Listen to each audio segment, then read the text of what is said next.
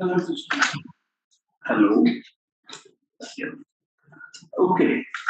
So someone asked yesterday about how do we measure the mass of a star. So the answer is that we cannot measure the mass of a single star.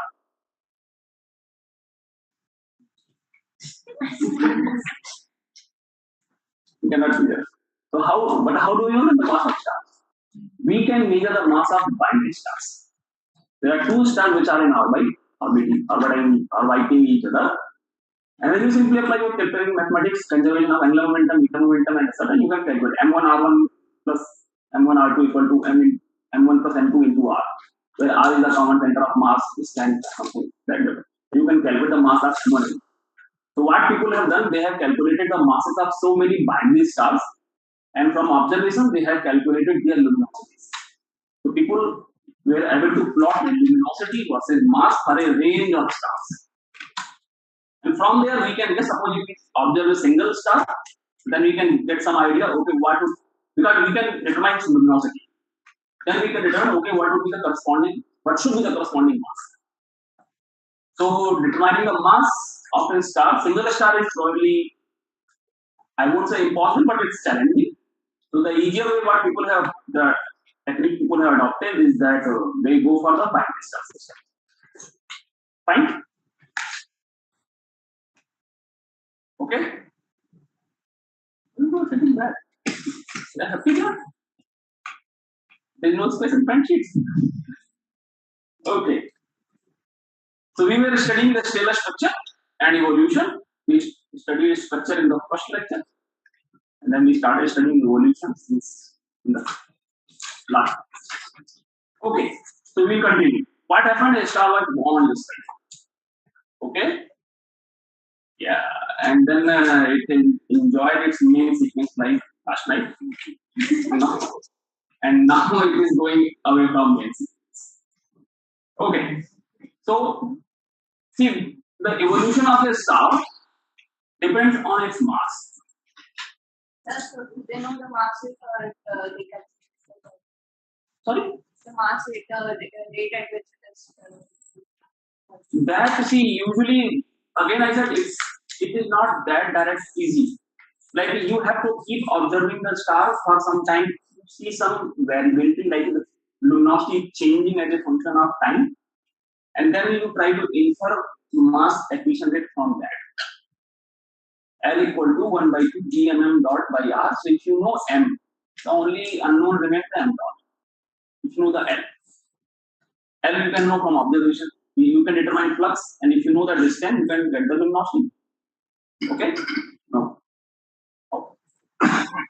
How will you get the luminosity from flux? Yes, you have to multiply the area. Okay, fine. Okay, so the evolution of stars, it depends on its mass. So what we do, we typically divide this evolution in two types of stars. First, the evolution of low mass star. So when I say low mass, I mean the mass is less than, say, typically 8 solar mass. Okay, and if the mass of a star is more than 8 solar mass, it will evolve differently. That we will call them high mass stars. Fine. So we will study both of them today. First, let's start with the low mass star evolution. The question is that why evolution happens in its first place? That's what we ask question on everything. Why? So it is enjoying your life immensely. Why evolution happens? Why it is?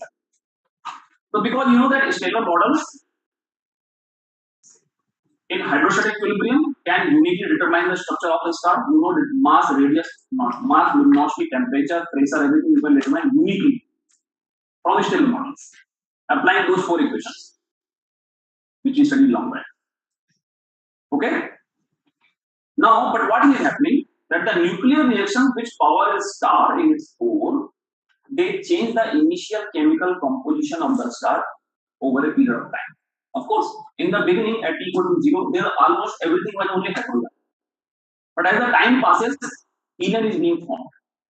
Okay? So slowly, what is happening? The chemical composition of the system is changing. Fine? Now, at some point of time, depending on the opacity and temperature, Because we are telling that, you remember I told you that the star enters in the main sequence when a radiated core develops in its center.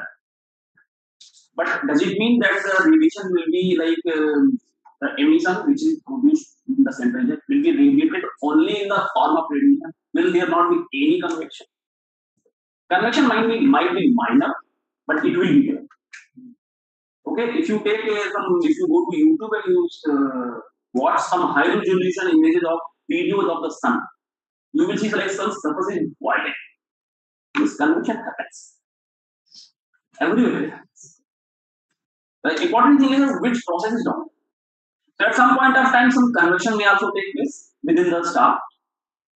So this will mix the processed gas, which is basically not here, and unprocessed gas, which is here. So the system will not suppose the system which was chemically inhomogeneous, so it may attain homogeneity again up to some extent. So overall conclusion of this entire discussion is that ultimately a star will evolve because things are changing inside. Fine. So the net effect of this evolution is that the star will move away from the main sequence into, or it will go into other regions of the HR diagram.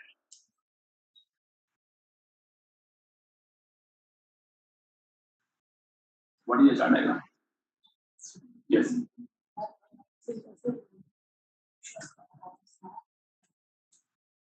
Okay.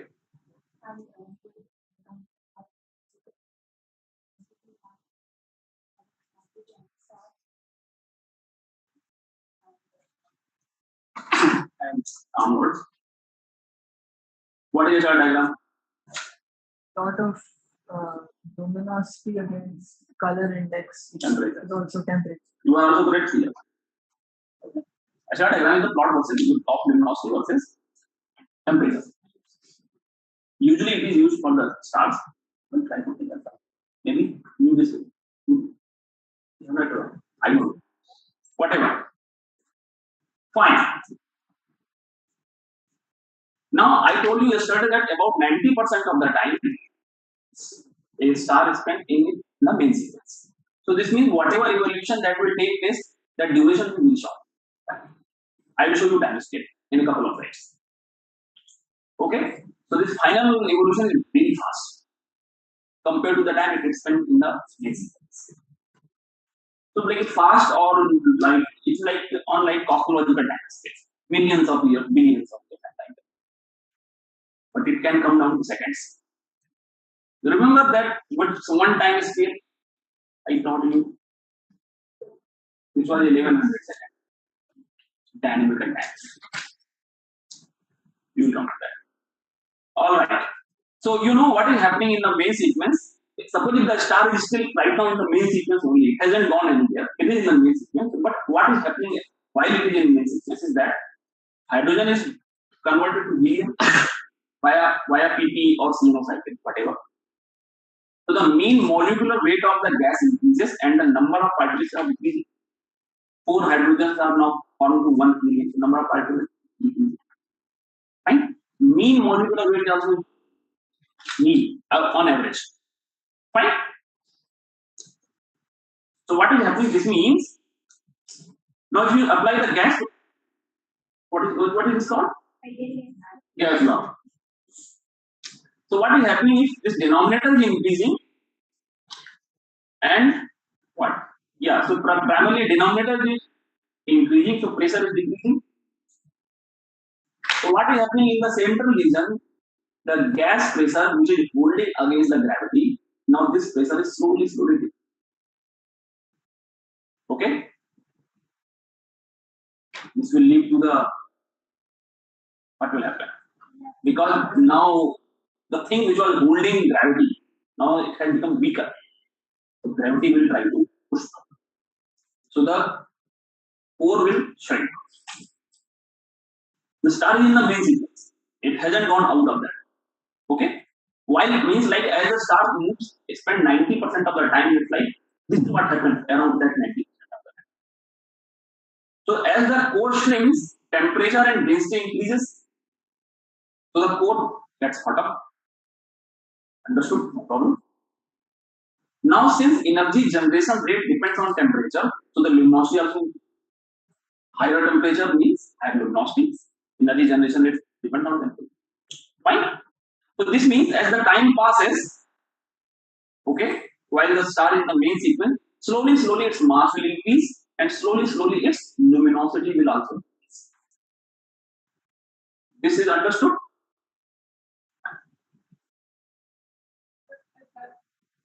The temperature increases with the pressure on the solution will have.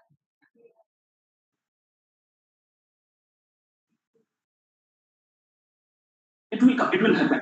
Yeah, so means it will happen. Slowly the balance will come. That's how it will remain in the main sequence for so long. But whenever, like suppose the helium is getting formed, helium is formed, no? So slowly what will happen? Slowly pressure will decrease. When the core starts shrinking, temperature increasing, and then again it will hold on the it will hold. That's why it will remain in the main sequence. Otherwise, it will immediately start moving. Right? Now, so the point I want to mention is that the sun is around 30% more luminous compared to when it arrived on the moon. So what is the meaning of this? If you take a look at this picture, what is this picture?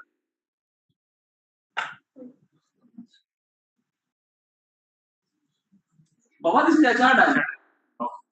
This is HR diagram only. On the axis we have a temperature, on the y we have luminosity. Okay? Here instead of plotting different stuff, I am plotting the track of evolutionary track of a star. So whatever I just discussed with you, this is the point 1 to point 2. Okay? So temperature is also increasing, luminosity is increasing, mass is increasing. Fine? So the star has reached the point 2. Next, when the hydrogen is exhausted in the core, no more hydrogen, burn. So energy production stops.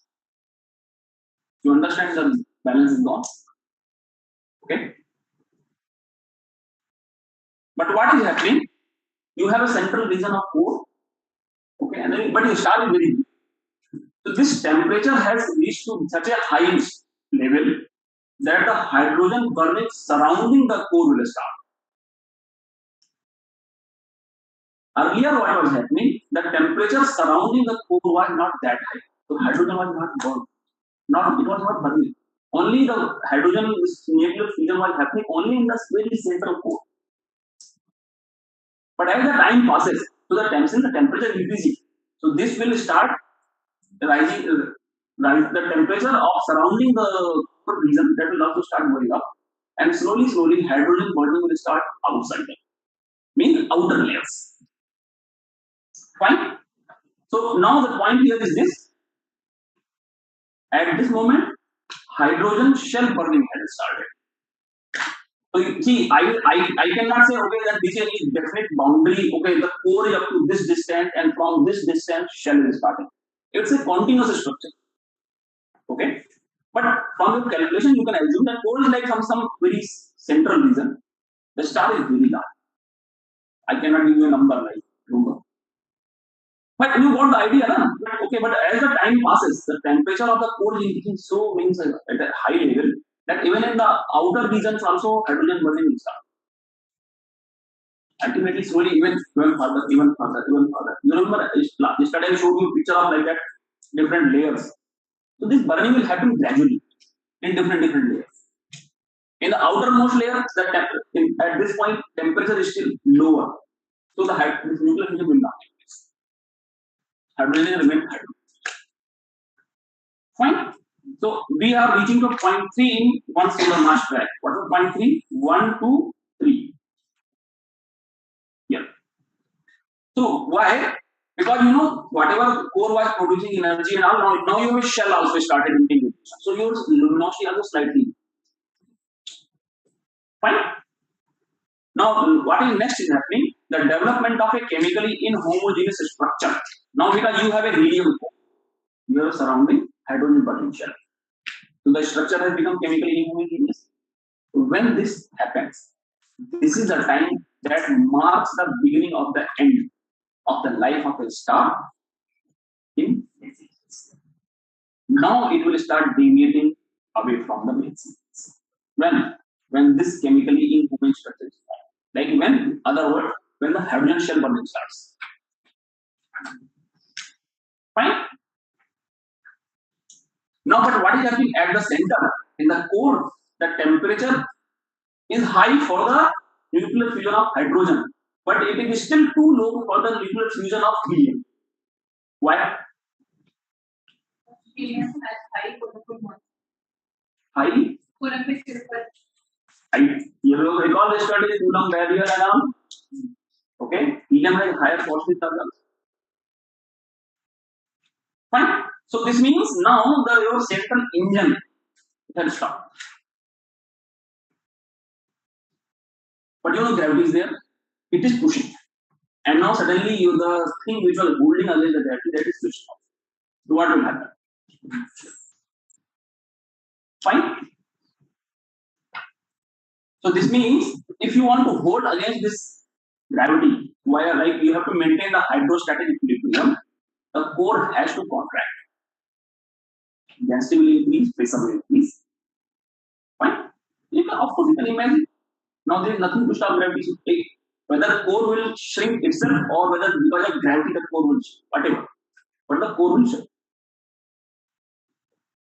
So at this moment, what is happening in the star? The energy generation is taking place via hydrogen burning shell. Fine. Now the core contraction heats up hydrogen surrounding the core. Core is contracting, its temperature is continuously increasing. It hasn't reached to the level where the helium burning may start, but temperature is rising up. Accordingly, what will happen? The corresponding temperature of the surrounding region will also go up. And I told you yesterday, I showed you an equation also that this energy generation rate is very strong function of temperature. For PP cycle, it is T to the power 4. For CNO cycle, 20. Okay. So if the temperature rises, so suddenly your energy generation rate will rise even further. T to the power. So what will happen? This will lead to higher temperature. Okay. Higher temperature means higher pressure. So what will happen? See, now the temperature of outer layers are also increasing. Fine. So what will happen? Because of high temperature, the outward pressure will also increase. So slowly start outward, like outer pole star will start expanding. Core is shrinking. Core is continuously shrinking, but the pole star will keep expanding. Slowly it will start expanding. Are you getting the idea? If you have confusion, feel free to ask me. Fine? Just try to imagine what is happening here. But the luminosity remains more or less constant. How and why? I will let us for the moment let us assume that this is the case. Luminosity remains more or less constant. Fine. So yesterday we were discussing that if the luminosity remains constant and if the surface area is increasing, so what will happen to the effective temperature? It will decrease. Fine. Everybody agrees? Who does not agree? Everyone agrees. Good. Fine. I am talking about the effective temperature. Means I am an observer. You can hear me. Yes. Okay. So as an observer, the effective temperature, like temperature of that black body, which has the same amount of energy emission coming from that, from the quantity one, which the object you are studying. So that you will see that over effective temperature started decreasing. Because you are an outside observer, you don't know what is happening in the core. Core is contracting. The temperature reaching millions to millions degrees, it is going up. So now the overall evolutionary track bends to the right in the HR diagram. Why right? Because the temperature is decreasing. And it will be more or less horizontal because the luminosity remains constant. Okay? I don't think I'm plotting HR diagram here, so I will go back again to show you. Yes. So see, we are going to say point 3 to point 4. You understood? What was happening? Fine? Okay. Okay. So now the star is moving towards something called sub-giant branch. Now because its size is increasing, so from a normal star, it is going to become giant. Okay. Fine. When it fully reaches, then I will come to that. There's a next branch is called red giant. What it is. So first, what is happening? This star continues to expand and cool because the luminosity more or less is same. Okay, and its size is expanding, so the temperature keeps going down. So the star will look redder. Okay. Now I will give you one example. You remember yesterday I showed you a picture of Orion Nebula, and in that I showed you Betelgeuse. Do you remember Betelgeuse looked redder compared to other stars? This is the reason. Betelgeuse has crossed its main sequence. It is a red giant. Now, you understood? Now you understood that this Betelgeuse. Now in the night you can go out and you can watch. And today you can say, I know what is happening. See, the star is like a few light years away from us. But suppose if it is with like, if you believe that whatever we are seeing is happening today, you know that right now score is okay. Outer layers are increasing, medium burning has not started yet. Fine. So why does it become Black body. Okay, let me plot. On the y-axis we have say flux. On the x-axis, say for example, we have lambda wavelength. When it was in main sequence, its effective temperature was say for example 6000 Kelvin. You can plot the black body spectrum for 6000 Kelvin. Very simple, no? Because the Planck's law has only one variable, temperature, and you can vary the frequency and you can get the flux. Now the temperature becomes 5000. So thus, basically it will never intersect, but this is just for the sake of plotting. So this peak is shifting towards the longer wavelength. That's why the star looks better. Understood? Fine?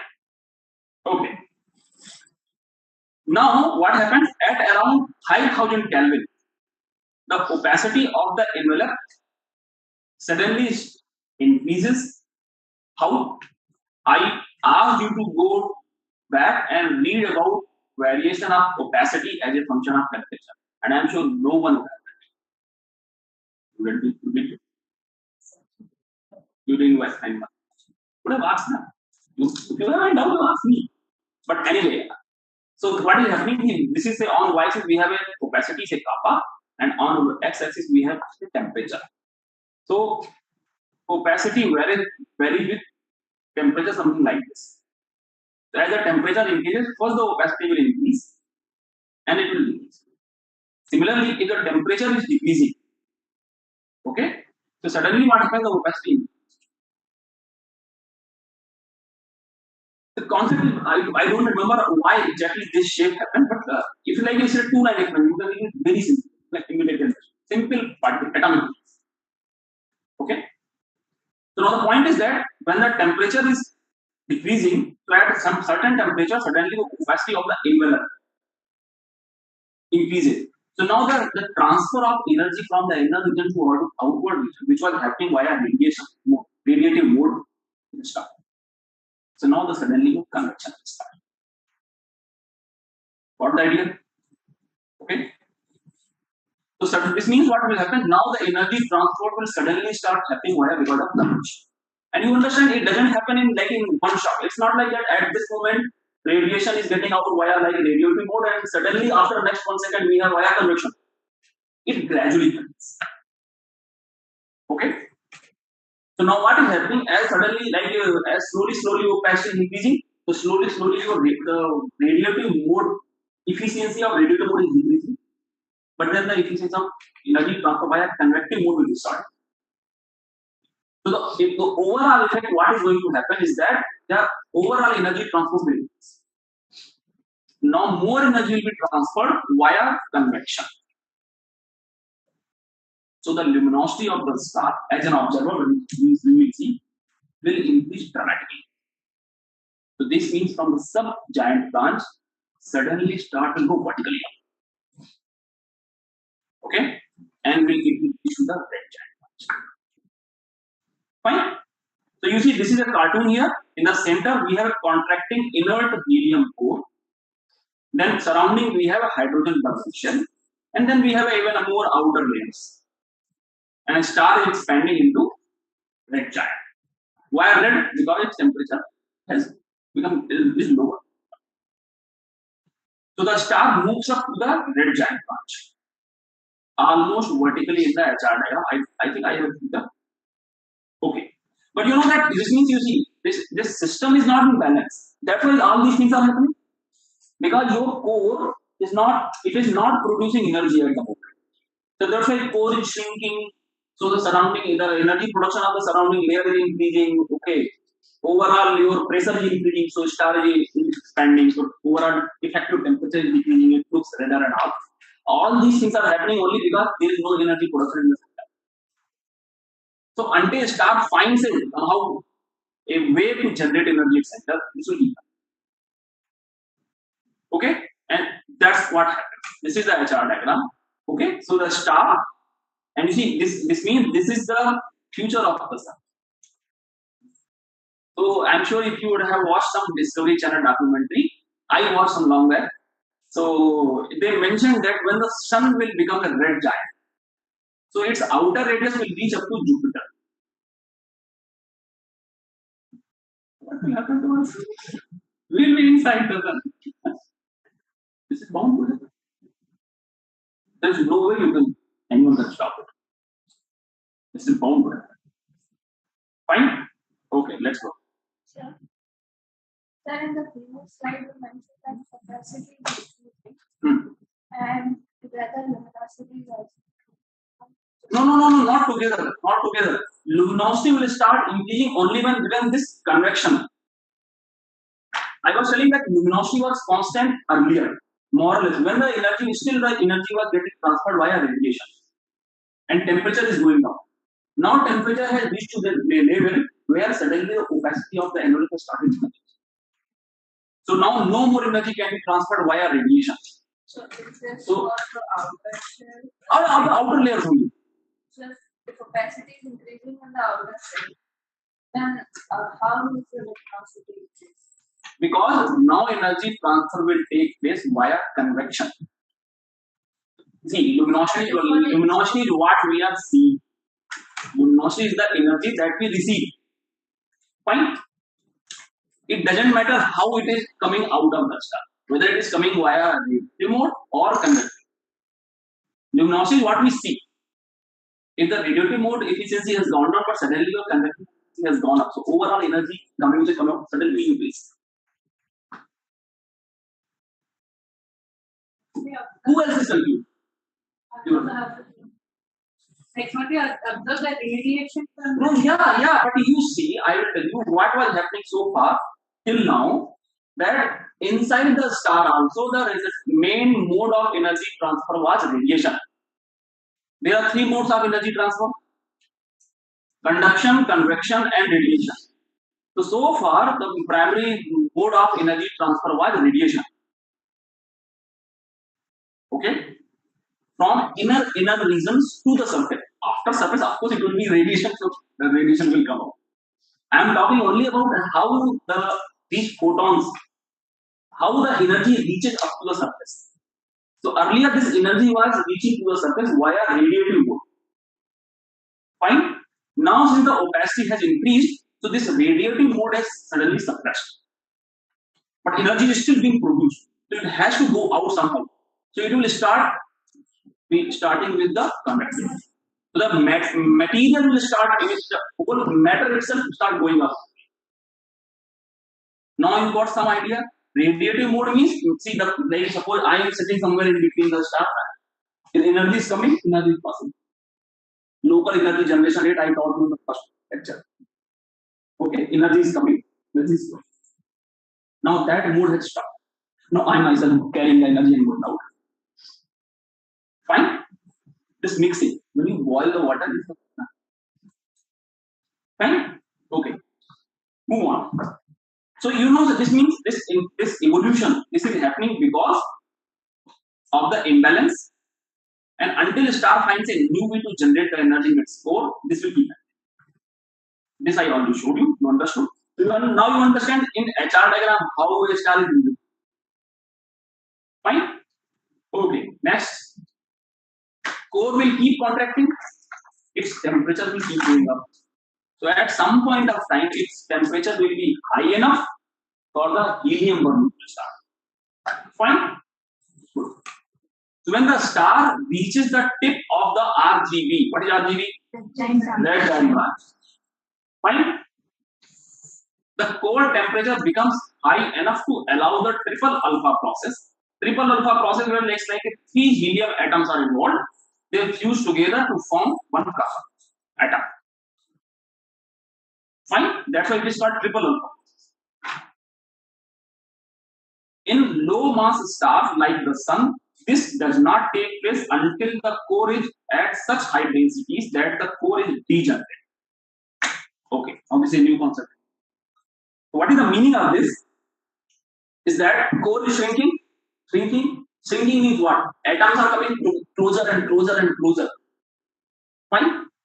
Now there is something called Pauli's exclusion principle. What it tells us? What? What?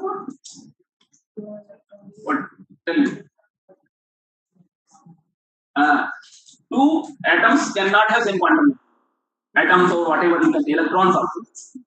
The atomic transitions are also valid for the atoms also. It's not only for electrons. Atoms can also have quantum states. Yes or no? Yes. Possible, no? So this means suppose if you are trying to put two atoms in the same quantum state, they will resist. Isn't it? And they will resist means what? They will force pressure. They will create a pressure. This pressure is called degeneration. So understand the core is shrinking to a level where suddenly now rather than the energy, you are holding against the gravity because of your degeneration.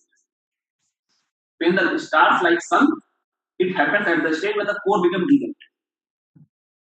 Fine? But by the time the temperature has become high enough to start the helium. All these things what I'm telling, these have consequences. I will explain. Okay? So now in this situation, pressure is independent of temperature. Why? Because you know pressure is the primary degeneracy pressure. And degeneracy pressure has nothing. Pressure, temperature, that will not be the gas pressure. Now it's like completely different. Fine? Now the helium, so at this moment what is happening, the helium fusion produces extra energy, means more energy, temperature rises, but the pressure does not. Because the pressure is still dominated by the helium. Fine?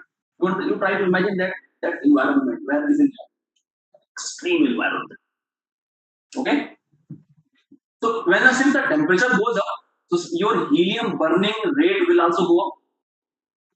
Because I told you energy generation rate, it is a strong function of temperature.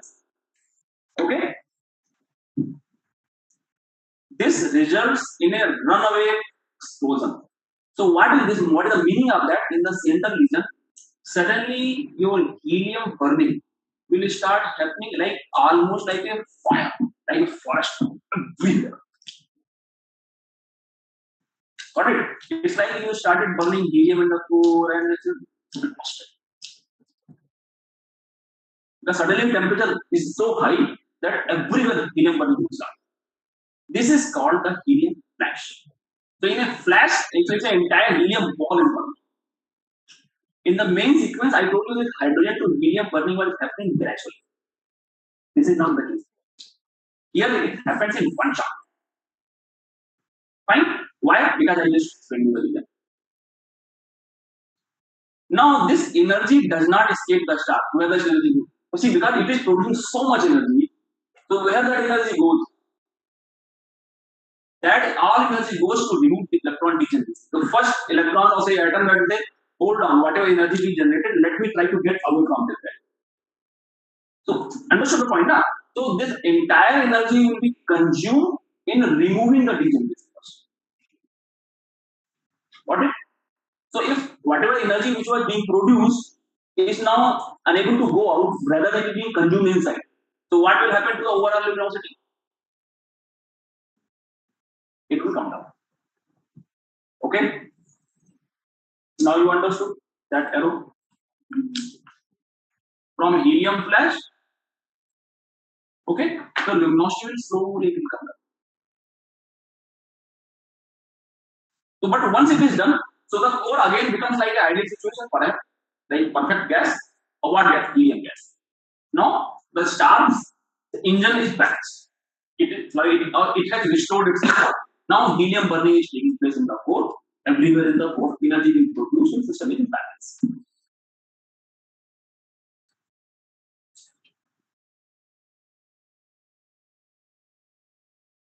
Okay. Understood? No? Yes? Okay. You see what was happening? I told you, see, these are the like spaces, like these are the unstable situations. Okay? So I told you the temperature is rising very rapidly in the room and helium burning had just started. Okay? But that suddenly a temperature rise will be very high. So because of that, energy generation rate will suddenly increase. So the helium burning will happen immediately across the board. Like it's almost instantaneous. That is called helium flash. Fine. Now it is producing energy. This helium flash is producing energy, helium burning. Now I am telling this energy which is being produced, rather than being transferred outside, it is being consumed by the same core, remove degenerates. I told you the core became degenerate because of sweat, it kept shrinking. Core became degenerate because it was shrinking. Now you are producing energy, so it will try to remove it. So that it can achieve its normal state. You remember when I yesterday I was talking about this protostar. So there I was talking about the dissociation of hydrogen and helium molecules. That's a similar situation here. Here the situation like here the degeneration. There it was like okay, now temperature raised to 2000 Kelvin. So we had the H2 molecules. Now they started dissociating into hydrogen atoms. So that energy rather than going outside, it is being consumed by this system itself. Got it? So same thing here is happening. Whatever energy being produced, it is being consumed by the core itself to remove its degeneracy. So the overall luminosity that we see from outside will come down because energy not coming out. You will ask, okay, surrounding layers are they are hydrogen burning happening. Air radiation going. I am not saying that star will become black. No. Suppose if the luminosity was at 10 units, now it will become 8. This is okay. You see, all these things, understanding these things require like a basic knowledge of your statistical mechanics. Okay, atomic physics, that is degeneracy, pressure, all those things. Okay, let's move on. We haven't finished the low marks, we have to high marks, where the Diwali will happen. Okay. So now, so when this degen, suppose when the degen, see, I didn't talk about degeneracy so far. When the star was in main sequence, this means the entire core was behaving like a perfect gas, where your gas laws are valid, isn't it? So now since this degeneracy is removed, so the entire core is a medium burning core, it will behave like a perfect gas. Fine? Alright. So now what is happening at this moment?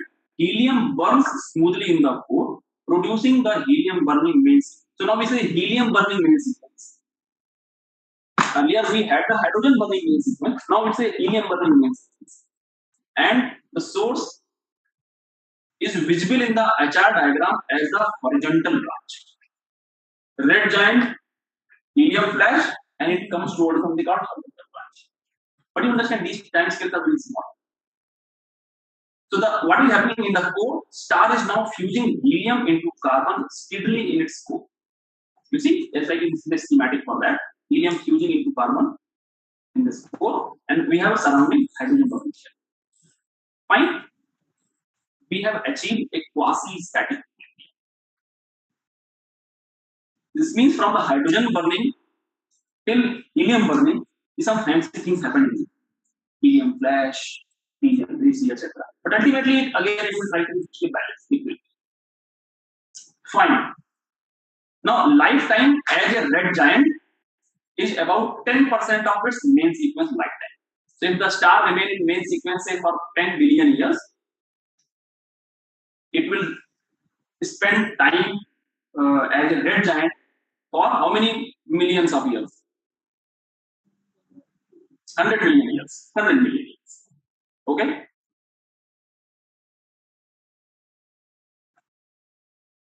Yes, you, Arun. You understood? Yes. Good. I like the student who never say no. Never say yes. Alright. Now, but you know that at some point of time your entire helium burning will also it will be over. All the helium is burned into carbon. So again, in the core, the production of energy has started. So what will happen? The core will again start shrinking. Because you see, you cannot win against gravity. Gravity is the most powerful thing in this universe. This is a very good book. Its name is Gravity. Something called the fatal attraction of gravity. This book is written by two eminent scientists. I will send you the link. It's a freely available on PDF, and there is no mathematics in the book. This book shows only basic concepts and very nice, real life, real pictures. Read it. Very good. Okay, so the collapse has started again in the core. So at this point, the star now has an inert carbon core surrounded by helium burning shell and hydrogen burning shell. Now you understood the concept. Now in the core you have a carbon, but the temperature is that high that the surrounding layer where earlier hydrogen was converted to helium, now this helium burning will also start. And even in more outer layer, hydrogen burning. Now you have a carbon core, helium burning shell, and then hydrogen burning shell. Fine. So what is happening at this moment? The stars moves up the giant branch again and enters something called asymptotic giant branch or AGB. Evolution from 10 to 11. Fine, let it happen. Okay. Double shell burning, you understood? I told you double shell means like what you have a helium burning shell and you have a hydrogen burning shell. Inner part is simple carbon core. Okay? Now, in stars like the sun, it's like low mass stars. The core, it means nothing happens beyond this. Why? Because the temperature is not that high, so that where carbon fusion can start taking place. Since the temperature is not high, so fusion will not take place. So this happens in the low mass stars. But what is interesting at this moment is that there are two burning shells. Now let me show you what they do. Fine, this I have already told you. So hydrogen is fusing into helium in a shell, where in a helium layer. So like a carbon core, helium burning shell, hydrogen burning shell. Maybe more shells. They might be burning. So now this double shell burning. Here helium is burning, outer hydrogen is burning. They never reach equilibrium. Means sometime the energy generation rate due to helium layer burning will be high. And sometime the energy generation rate because of hydrogen layer will be higher. Because system is not stable. It's a completely unstable system. So the energy generation rate will be higher, temperature will increase suddenly. So what will happen? Because of high temperature, suddenly the outward pressure will increase. Push up. Okay? So this will lead to a series of thermal pulses. Means if you as an observer, if you see from outside, you will see the star is like this. Okay? I will show you. So what these pulses do, they eject the outermost layers of the star. Because suppose suddenly outward force is larger than the gravity force, those layers will be ejected out.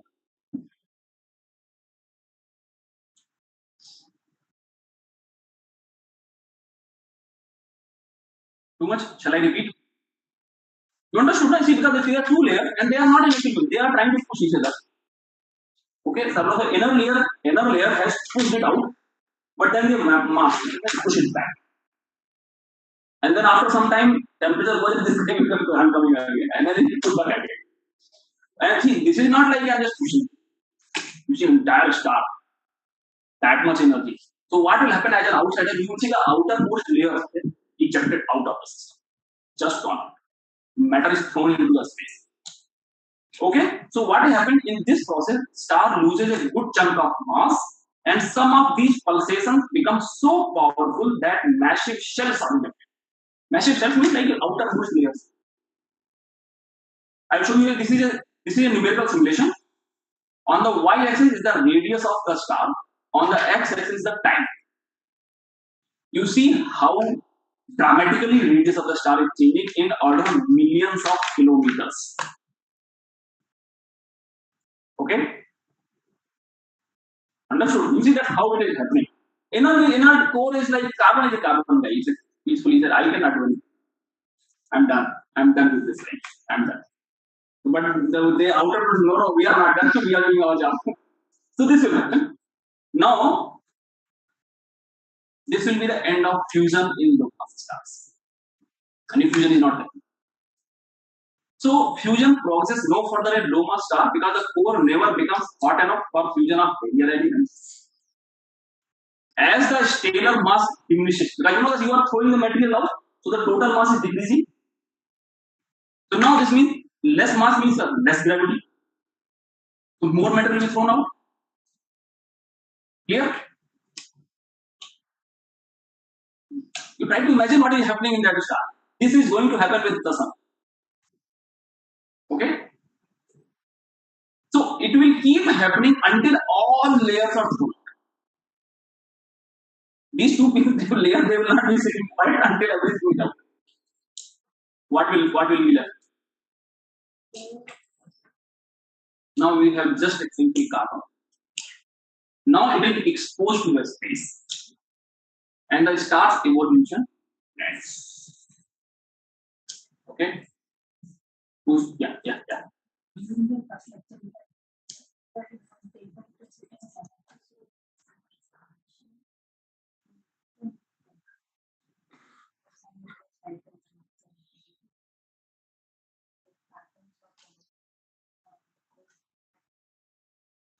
Yes, I guess it is that way. I have to calculate what it is. But I think what is correct. So you understand this means evolution ends means there is nothing else will happen in the core. All the layers are ejected out in the space. Only the core of like a carbon ball remains. It will be very hot. It will not be cold.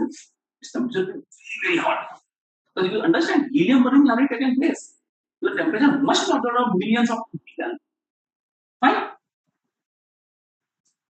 So now the carbon, this CO core, because why I am writing CO means some oxygen will also produce because some chemical reaction. It will be primarily it will be a carbon. Now it is exposed to the space, so slowly it will radiate its energy. But mass is there, so up to what level? Up to the level when it becomes reached. Fine. And then that is the time when we call this core as a white dwarf. White dwarf because it is why white? It looks white. It looks white, that's why it's white. Okay? Shouldn't there be a surrounding medium also? Thrown out.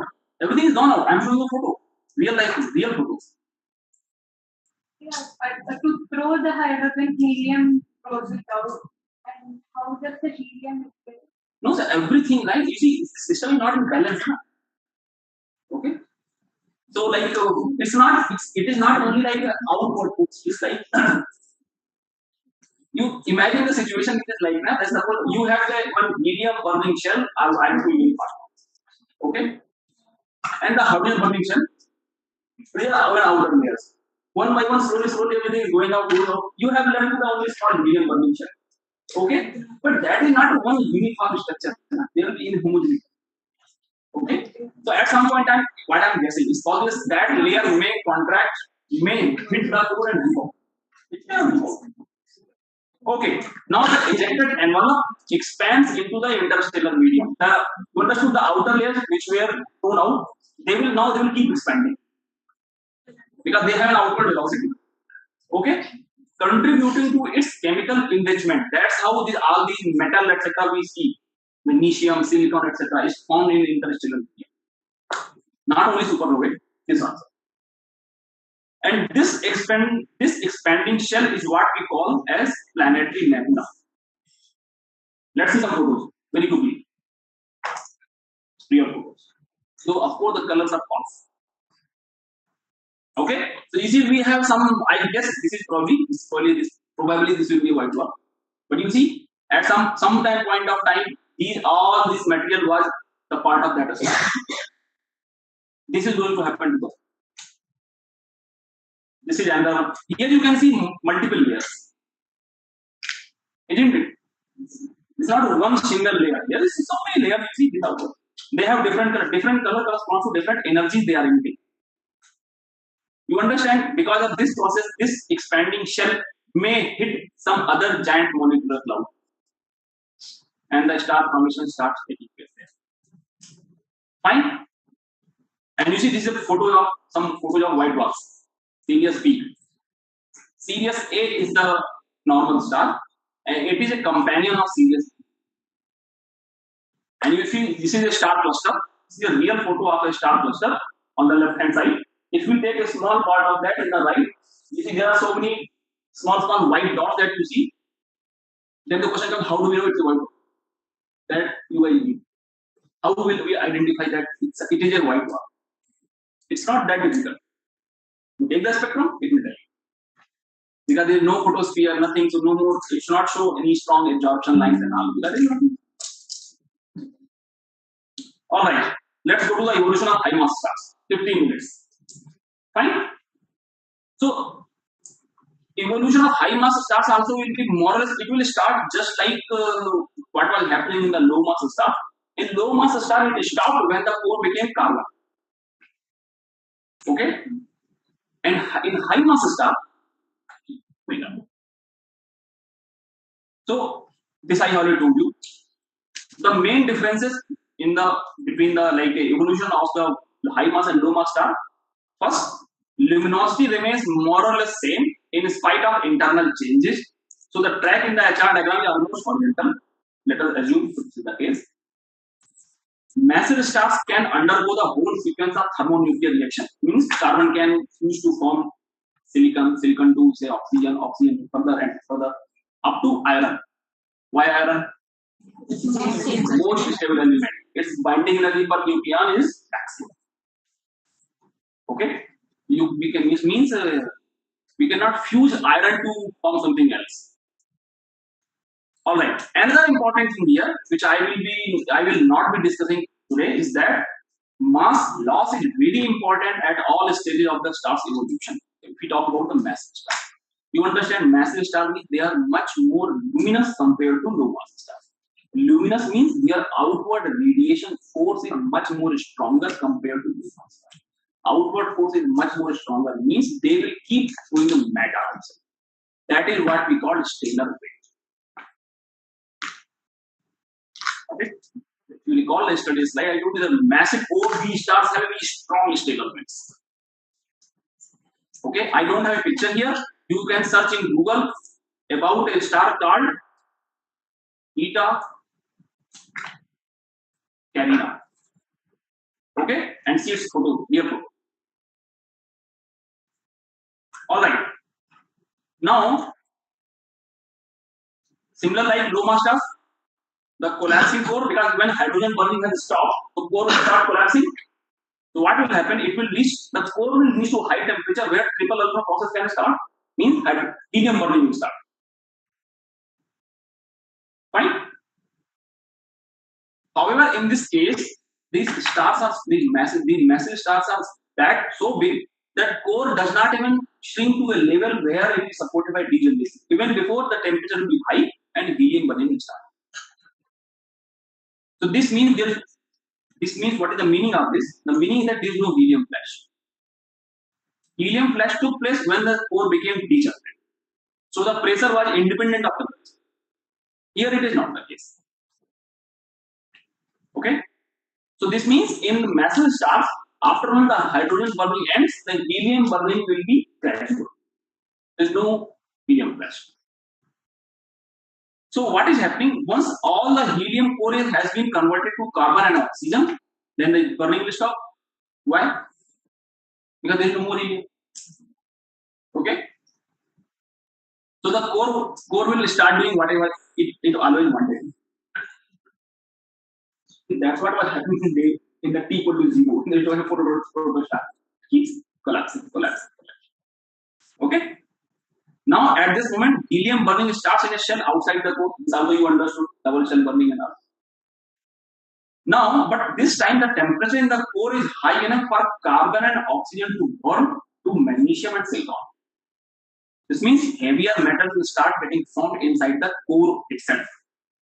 So you understood that slowly you have a carbon, magnesium. Then outer layer where carbon will start burning. Even outer layer helium burning will be taking place. Even outer we have hydrogen burning. You got it? Now you recall yesterday's photo. I showed you in the core you have an iron surrounded by silicon, oxygen, magnesium, helium, and like that. So the star becomes like a onion. Fine? Okay. Now this pattern of core ignition and shell ignition continues and the star develops a layered structure. That's what I just told you. This figure you can understand. Same thing. Different layers are burning different things. Fine? Now heavier and heavier elements are built up until the iron group elements. Neon, many is neon, iron and cobalt. They are like one of the most stable elements in the field. Now let me tell you that time scale. That's what I was saying. For a 15 solar mass star, hydrogen burning happens for 10 million years, which is much smaller compared to the life of the sun. This means life of massive stars is typically shorter compared to low mass stars. But they are so massive that they consume their fuel much faster. So they evolve much faster. Okay? You see, this helium burning takes place for about a billion years. Carbon burning takes place for about 400 years. Oxygen burning takes place for about 1 year. Okay? And silicon burning, by that actually summer school will end. The entire silicon in metal will burn. Isn't it? If not in metal, is Samudra. Of course, this is going to happen. Fine, the end is. Who's feeling bad? No one is feeling bad. When I was preparing this slides for IUCAA classes, because this literally happened to me. Because I don't know why, but I started feeling bad. Especially when I was preparing about this white bar, and the people in some corner, nobody is talking to it. Alright.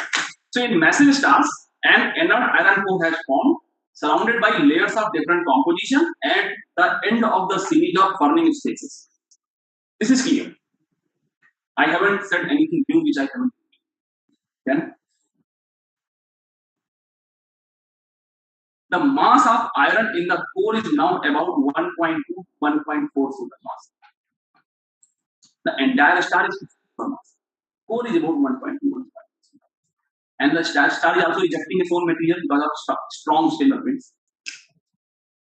And you see, this 1.2 solar mass core has to hold the gravitational force being imposed on it by the rest of the star. The rest of the star is like a 12 solar mass, and the core is only like 1 solar mass. Okay, like it is under tremendous pressure. The pressure is so huge that the atoms now the degeneration will start happening. The pressure they will try to compress the entire core. So atoms will come closer and closer and closer and into a shape. No more. We cannot discard Pauli experience this. Okay? Okay. Now, so this means the core is in fact is like a white ball. Because it's not core degenerate. Rather than being made of like carbon and oxygen, it is made of iron. But it's like a white ball. Embedded in is still remnants of the star. The outer layer burning is happening. If you are an outsider observer, You think it is normal star, but you see inside what is happening. So silicon in the surrounding layer continues to burn. So silicon will burn from iron. So this means outer layers will keep throwing more iron because iron is more heavy. It will infall. It will fall. It's like a rain, iron ball rains onto the core from all the directions. So the mass of the core will keep increasing. It will keep becoming more and more dense. Fine. Once the core reaches 1.4 solar mass, which is also called Chandrasekhar. Okay, I am sure there will be another faculty, the guy Professor Kemawi. He will be teaching this whiteboard and supermarket. So I think it will do the derivation. So at this level, when the mass of the core reaches 1.4 solar mass, the degeneracy pressure can no longer support itself against gravity, which is the Chandrasekhar. So as long as the mass of the core is less than 1.4 solar mass, the core can hold because of degeneracy, it can hold against the gravity. But once its own mass exceeds the threshold, so now gravity is way too strong. So then what will happen? The collapse begins within minutes. Minutes for such a star, you see. So two things happens to make the collapse even more catastrophic. Catalysts. Okay? What is going to happen? First, the temperature rises, as you can understand. You are contracting the core, so temperature is going up. But iron cannot fuse to produce more energy. I told you iron will not fuse into anything. So then what will happen? The reverse process will take place. Instead, iron nuclei begin to break down because of the photosynthesis. What is the meaning of this? That iron will interact with gamma ray photon and will start producing helium and hydrogen. And these processes, so this means what I want to see in that core region, there are gamma ray photons coming from it. The radiation which will be produced there locally, they have enough high energy to destroy the heavy nuclei. So what is going to happen? So what it took like some millions of years to produce will be like undone in a just. So whatever iron it was produced in millions of years, within few minutes, all like the iron will interact with all the gamma photon, disintegrate into helium again to have a helium. And the interesting thing is that this process is endothermic because it requires energy. Photodisintegration requires energy. Okay, so this means whatever the radiation or the energy you had inside to hold against the gravity, that is also gone. So collapse will be even faster. You understood? Whatever was holding against the gravity, that is also consumed by this photodisintegration. So collapse will be even faster. Alright? And this disintegration of helium produces a population of 3 protons and neutrons, and then what it does? Usually, neutrons spontaneously decay into protons via this equation. Usually, if you leave a left neutron, it will decay into proton. But here the situation is so extreme that reverse will take place. Because the density is so high in the collapsing core that it is no longer energetically feasible for free neutrons to undergo spontaneous decay. So instead, what is going to happen? There is a reverse reaction that protons will react with electrons and produce more neutrons. Okay? And you see then plus neutrino means more energy. Okay? So this means whatever like energy you had, that energy or neutrino do not interact with anything. They will simply pass away. So they are carrying like 99% of the energy with them. So whatever you have, that is also gone. So collapse will be more rapid. So these two factors, they trigger the even faster collapse. Fine? So now at the end of the day, what happens? The entire core has been converted to a neutron. A ball of neutrons, they are squeezed tightly together. Okay? So now we will have neutron degeneracy. Earlier we had electron degeneracy, now we have neutron degeneracy. Fine? Neutrons are much more massive.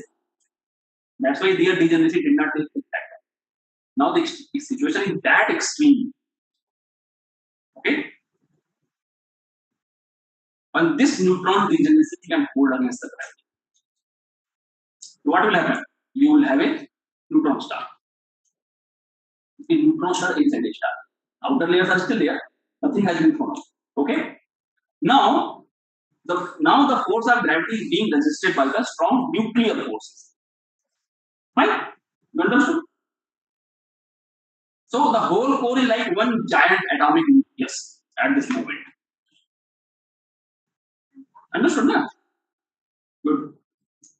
A neutron star inside it and inside that star. But my friend, picture is not complete. We all are waiting for Diwali. Okay. Now final things. The core collapses on a dynamical time scale. What is happening here? You had one iron ball, okay, and I told you slowly. I explained you that ultimately it will become a neutron star ball. So, but the difference is that suppose an iron core, while having the radius say 10,000 kilometer, when it will collapse to form a neutron core, okay, of mass 1.5 solar mass, its radius will be of order of few kilometers. So this means it's almost like big ball. Okay, and I told you can do this calculation of a dynamical time scale for this solar mass. This time comes 1 second. So it takes only 1 second. For the entire iron ball, get photo disintegrated, creating helium and hydrogen, and helium will further dissociate to hydrogen atom, and then protons will combine with electrons to produce neutrons, and then neutrons, and a neutron ball only finish the gravity. Isn't it? Collapse, that's stop. Now it can hold against the gravity because of the neutron degeneracy. Fine. So what has happened? Suddenly you have a full star, and whatever core big was like you're holding, suddenly the core itself has shrunk to a very small point. So it's like that the ground below your feet isn't it? See, suppose you are standing on the surface of a star and suddenly your core has shrunk to small, just like one point. So below you there is nothing now.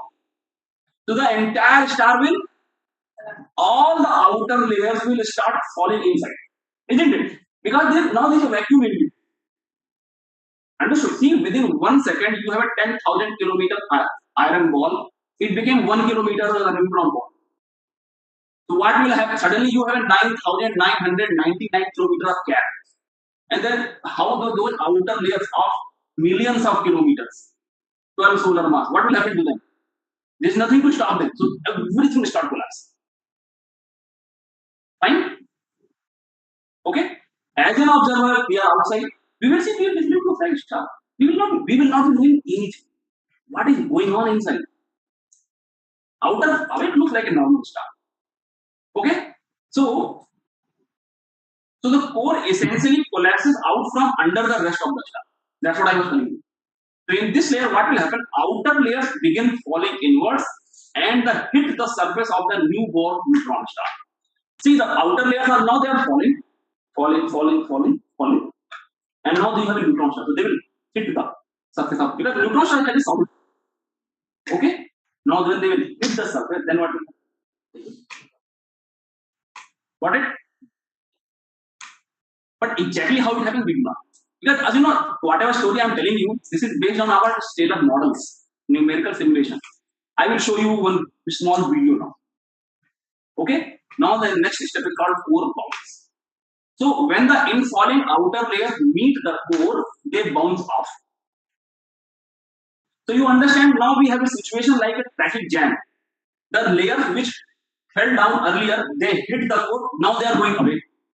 But the outer layers are still coming down. Are you following me? See, you have a neutron core and then you have so many layers. So first this layer fallen, it hit and it went. While it is going up, outer layers are still coming down.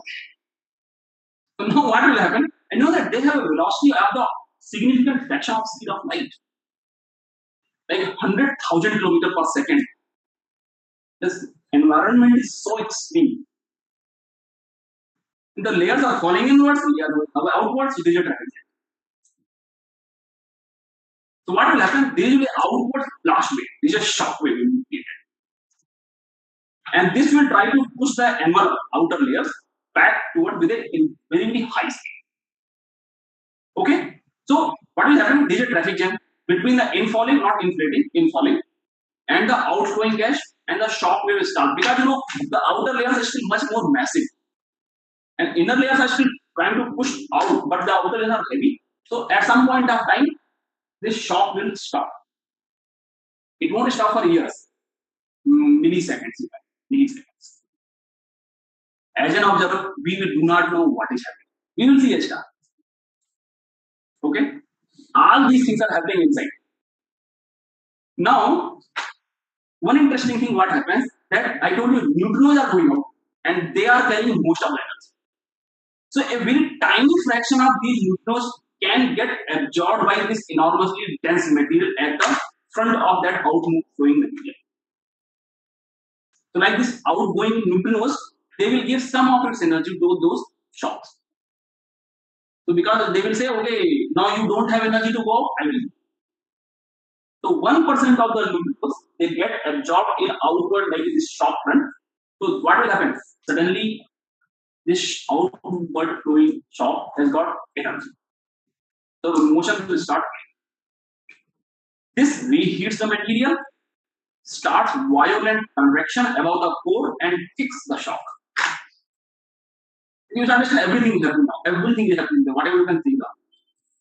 Let me see if this video works.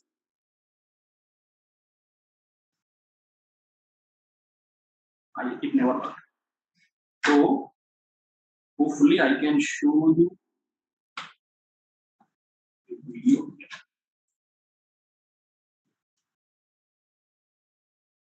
Where is the video?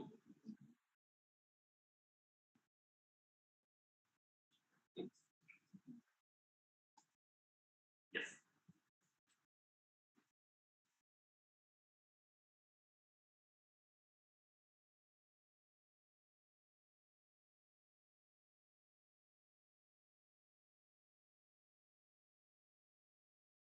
Can you see in falling layers? No? I will share the video, don't worry. Okay? You want to see it once more? This is numerical simulation. You see T equal to 0, these outer layers are falling. Now rebound, they are trying to go out, but they are again stalls at that position and neutrinos are supplying energy, you have convection, and suddenly you see the mixing material layers are still falling, they are getting more energy, and then you will see suddenly what? Got it? This is a numerical simulation. And I'm sure you must not have seen the time scale, which was changing in the right hand side. Okay. Okay. Fine. So this is the point. The point here is this. This blast wave, which is going towards out, is traversed with a speed of 0.1 c. That 30,000 kilometers per second. Okay. So this explosive nuclear fusion, you see, it is your nuclear fusion of hydrogen, helium burning, whatever is happening, everything is happening. So this entire shock wave is traveling. Okay. So what has happened, and then this shock wave is like completely rips the entire star. Okay. And we can, as an observer, we will not see anything. We will see only when this shock reaches the surface. Because whenever, as long as it is inside, we will not be doing. When it reaches the surface, then only we will see what is happening. Okay? And then suddenly the star becomes an entirely enormously expanding shell of gas. So within a day, the star is an incandescent ball of 1 billion kilometers. Fireball. That's how a supernova happens. Okay? You got it? First, something fell down, and then this rebound is the thing that tears the entire star. And you know that in supernova, about 99% of the energy that is released in the entire process is carried by neutrons, who do not enter. They do not enter to anything. Only whatever supernova will we see, that is only 1%. Okay, and I am not teaching, but I may be covering a bit when I teach you grammar astronomy. There is another event called grammar process. They are much more enough. And at some point of time, like when this explosion reaches its peak, so for a moment, these objects become the most luminous, or say brightest sources in the entire universe for a small time. Okay, finally, so you understood what happened to the massive star. I'll give you one final example of the supernova 1987A, which is this is the nearest supernova to Earth. Where is the supernova in this picture? Ah, you got it. This is the supernova.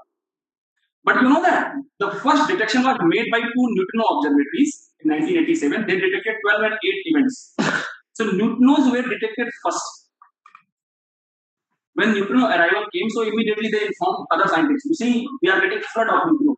You will say 12 events mean flood. Yes, it means flood. Because you know that the cross-section probability of neutrino, interaction probability of neutrino is like 10 to the minus 25, 26 or something. Even if you detect 12 neutrinos, 50. So immediately people started observing the entire sky from the telescope if something had happened. That's where they found. Okay? So the neutrinos were detected a few hours before the optical supernova was spotted. Optical supernova means supernova detected in the optical band. So people had the image of the same part of the sky taken earlier also. So they found, you see, this is the supernova, and this is the same region before the supernova. So they were able to pinpoint what was the original star. It turned out to be a blue supergiant star. It cannot be low mass star because it turned out to be super. Okay, fine. Now, so people have started very like with high enthusiasm. It's like we have to find out. Okay, one after supernova has happened, what left? Let us try to search that. So far, observationally, we have not seen. Either it is a neutron star or it could be a black hole. But whatever the reason, it is not useful. Neutron star does not emit optical radiation at all. But we can see because but it interacts with its surrounding. Okay, I will give you one homework. You guys have to read. You guys should read about Crab Nebula. CRAB, Crab Nebula. Okay, and this will tell you more about the supernova because Crab Nebula is a supernova remnant. And in that, if you go to, I can also show you. Supernova doesn't happen at the time of White dwarf? No, yeah. Supernova happened with a massive star. Okay. White dwarf or white dwarf? Whatever is that type 1A supernova, white dwarf is different. You see, this is a Crab Nebula. You are seeing this picture? This fragmented structure of this is the out that material. These are layers of that star. The neutron star is somewhere in between. You are seeing this bluish, some shadow. This blue color corresponds to X-ray. So when Chandra X-ray observatory observed this Crab Nebula, it saw this. Are you seeing some ripple kind of structures? This is X-ray image, real image. The colors are represents a false color, but the data is real.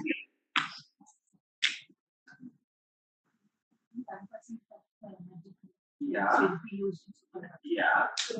Percent of it will be there in that. Just So that part won't be like dominating. it will not do anything. They don't interact. So it's like that every second millions of neutrons are passing our body. We have no idea. But they're just like that. They don't bother. That's why we have ISSAA observatory in the South Pole. Okay. All right. Okay. Any quick questions? Okay. Let me first ask the question from the online participants. Online participants have any quick question? Please ask me.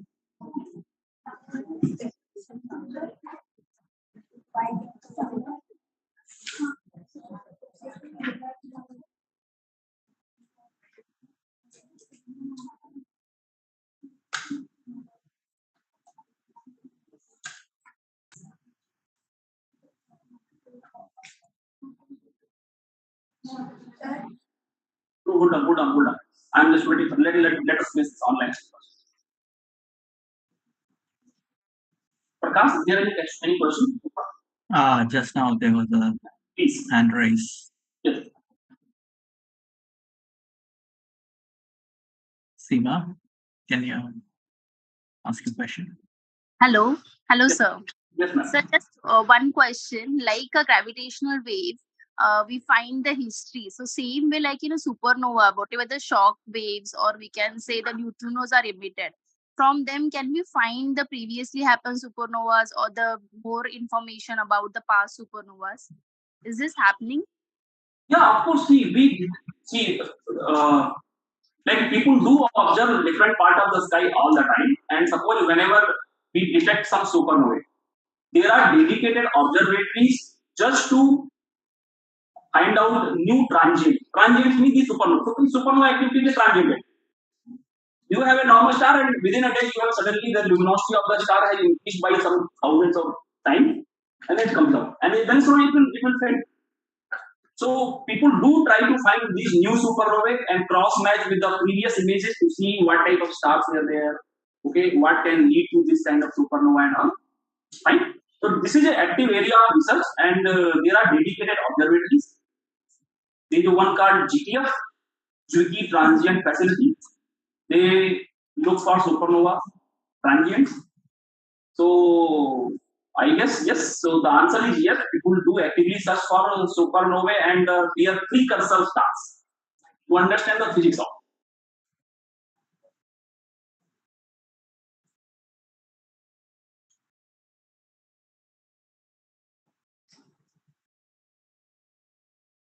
Yes, please go ahead. Sir, but as you said, the 99% are the neutrino emission, and only 1% is the energy. And just now you said that neutrino detection is difficult, and that too we are saying this in the space. So how much is the percentage of detection? Means probability, or you can say that 90% or 50% or 70%. How much percentage you can say you can have the information in the right way? From say you mean like how much information about supernova we can get from neutrinos? Yes. Okay. No, I would say see so far, if you ask me, we do not have any concrete evidence because you see it's not just when the neutrinos come, not only neutrinos or say any photons or what, but whenever we are doing some observations, the most important thing in detect anything is that you have to find out the position from the direction from which the neutrino or any photon is coming. So find this. So you understand there will be some positional uncertainty associated with any electromagnetic signature or neutrino. So finding pinpointing the direction from which these neutrinos are arriving towards the Earth. Okay. See, suppose if we know that okay, supernova happened in certain direction, and if after some time or say before, if we can detect a few neutrinos also came from the same direction, then we can associate them that these neutrinos might have produced in the same supernova. But this does not. Because the uncertainty in the neutrino positions, that if the neutrinos are now being detected with the ice cube observatory, which is in the South Pole, and typical uncertainty in the neutrino position is of the order of few degrees, which is way too large. So that's why I will say this area of research is still, you can say, infancy. So more we have to do. So, like reducing the uncertainty in the direction from where the neutrinos are coming. That is the most important. Like I would say, this is the very crucial area where people are working on it. But as of now, we do not have any clear consensus about it. Yes. Next question. Quickly, very quickly, because we are already all friends. We do not want to get late there. Hello, sir. Hello. Yes, sir. I am on. Yes, sir. We consider time scales, particularly in nuclear time scales. How do we estimate the mass of the core? How will you estimate the mass of the core particularly. Yes. So I told you that we cannot directly derive the mass of a single star at all. Okay. See, the point is that now suppose like whatever our understanding about the stellar mass is based on the study of binary systems. So this means we know that from our binary star evolution and see that okay, stars typically have this range of masses, provided we know their luminosity. So we know their luminosity as a function of their mass. Now then we apply our scalar methods to see if the overall mass of the star is this, if the energy generation rate is this, then what should be the corresponding mass of the moon. So this is it's like a model dependent number. Observationally, I don't think we can derive it at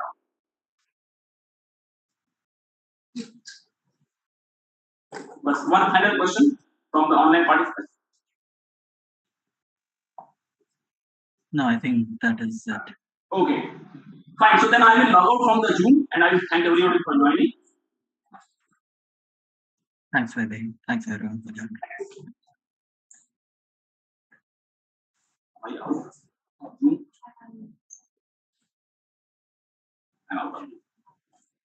Okay, and I have to stop. Yes, question. Yes, if people want to go for food, please feel free to go.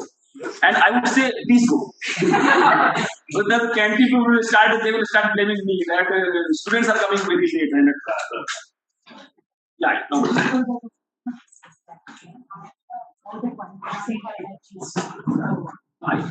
When I say they do not interact, it is telling the same way after you can understand the concept in the same fashion that your atoms can pass through Coulomb band.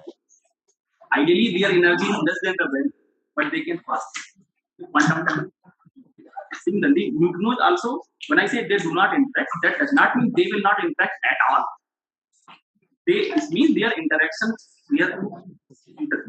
interaction probability is very tiny, 10 to the power minus 26 per centimeter square, minus 26. But suppose if you make some detector of 10 to the power 26 meters square, then you will detect 1 neutron. So this means we can detect. And the second thing is that we do not detect neutron directly. We cannot detect neutron directly.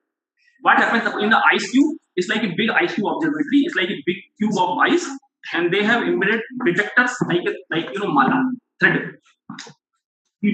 Okay.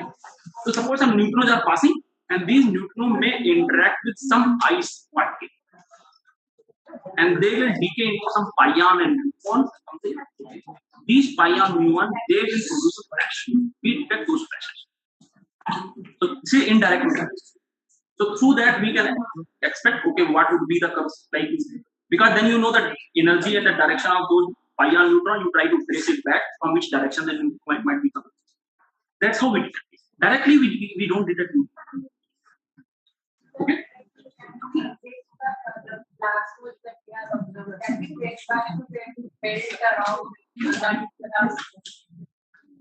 What kind?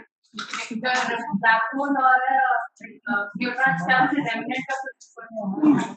So supernova the explosions might be for short time. Can we trace back like how much they have traveled past from that? Yeah. So I showed you this photograph. This Crab nebula photo.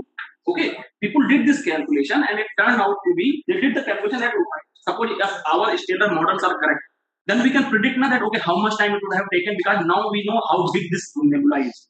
So we know that okay if there is a neutron star, what is the distance from the neutron star to the outer edge of the shock? It's suppose you turn out to say some 50 light years, it will be like 1,000 light years. Okay, then you assume certain velocity of the outgoing shock. That's so you can determine how much time it would have taken for that material to start journey from the center, like where core. So that's how people did the calculation. And for the Crab nebula, it turned out to be that this Crab nebula exploded in 1086, and it was first observed by Chinese some farmers something. So they saw in the daytime they saw a bright star in the sky. So they made some paintings. So Crab nebula was the first recorded the supernova in the history of our human life, where we have recorded the supernova we saw it. So that's how people do it. To understand this field is also it's not very straightforward. It requires lots of assumptions. model dependent approach, because you saw that Cap nebula photo. It's not a spherical ball. Okay, so but we can, for our analysis calculation, we can presume that, okay, let us assume that it is traveling within a spherical symmetric manner. Then what would be the corresponding time scale? Because from the volume you can calculate what was the total energy that was. So these are some assumptions. So, last this was showing the among the properties, right? Is it evidence for that? Supernova? Sorry, what? The thing is showing Yeah, variations. Yeah, something is happening. I saw some astronomers' telegrams, which I will tell you sometime later. What is astronomer telegram? But it is showing some like fluctuations. But to know whether it is something or that, someone has to write paper and then we can get to know what is it. It showed variation. Beta B showed some variability, like, but it was a few months. Then it again come down to the like usual brightness. We do not know. If someone will write the paper, then we will get to know. All right. Okay. Let's go for good question. Yes.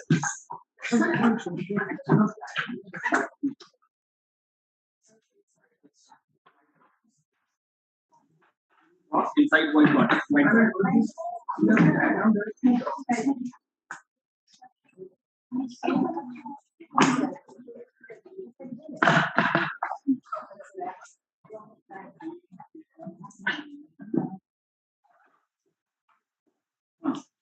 in this one, Baba, this could be some foreground or background star. This is a 3D image. Okay? You see, he's asking whether what is this? This looks like at the center, but then what is this?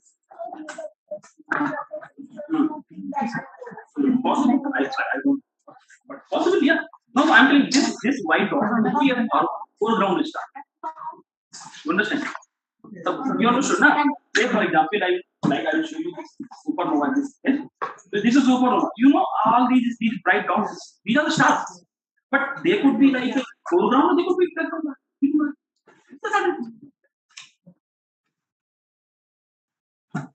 आता है story अच्छा लगा आया time pass चलो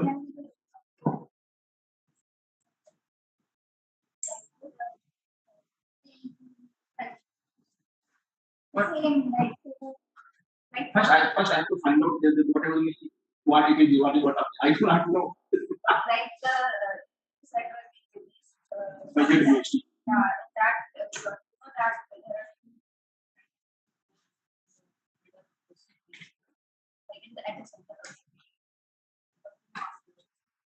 I will check. Okay. I will then I price.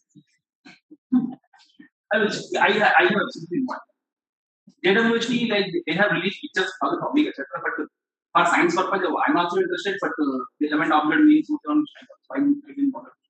And getting time in JWHD is very much competitive at the moment. Almost impossible. Only like Nobel laureate get time at the okay? Good. Sir, neutron stars, we said that we can't detect voices. Like it doesn't have electron. No. You see, because first of all, because of this. So, first of all, neutron star will emit what? This is the question. What it will? Because the neutron star is not like any ordinary matter, na? Because you have gone to the atomic state. Ant-Man वाला movie देखा है ना? Ant-Man originally latest वाला है. You see, we do not know where the situation might be like that. Who knows? Okay, you understand? So that this means even we even do not know what is the like say configuration of the neutron.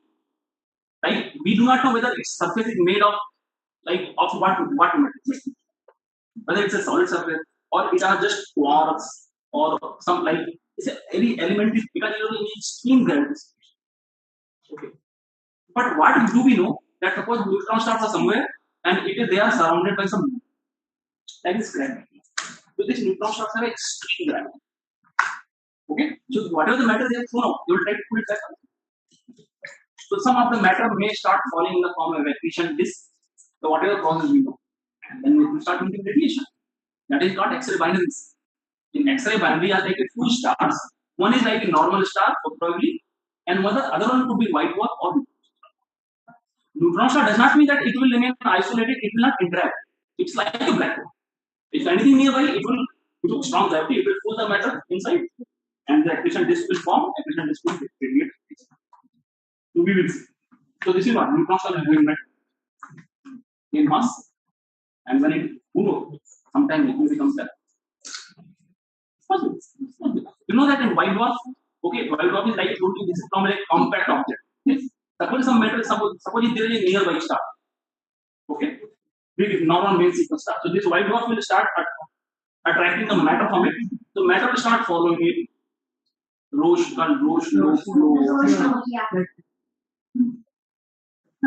okay. What it does, some metal for start falling on it. So slowly and white dwarfs, metal getting dump up to a limit when the thermonuclear reaction will start and then this extra excess metal will pass out. That is called type 1s. This is the control. So that's a different story. So this white dwarf is like if it is an isolated white dwarf, it will remain like just like anyone else. But if it has some companion nearby, so that's how we can study the white dwarfs and its property, how it interacts with the surrounding. Got the idea? Okay. Okay. Fine.